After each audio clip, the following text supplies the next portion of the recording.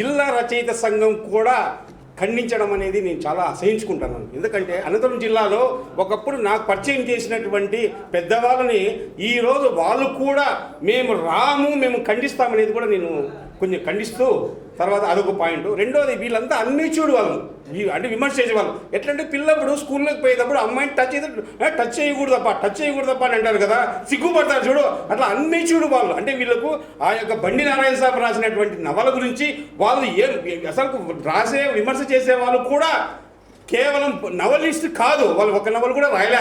ఏమిటి అక్షరాలు బాగా బట్టి కొట్టి రాసి అలవాటు పడినటువంటి వాళ్ళు మన బండి నారాయణ సార్ మీద, పెద్దవాళ్ళ మీద బురద జల్లడం అనేది అసహించుకుంటూ ఇలా ఈ నవలని చదవలేక విమర్శిస్తేనే బురద చలితేనే మేము గొప్పలమైదాము అనుకునేటువంటి వాళ్లకు నేనే చెప్పగలిగింది ఏమిటంటే, నేను వాళ్ళకంటే వెనకాల వచ్చిన వాళ్ళని 5 ఏళ్ళ కింద వచ్చే వాళ్ళని నేనే మెచ్యూర్ అయినాను, వాళ్ళు అన్మెచ్యూర్ అని చెప్పి ఈ విమర్శ ఇలాంటి చేయకూడదని చెప్పేసి నేను ఖండిస్తున్నాను. రైట్.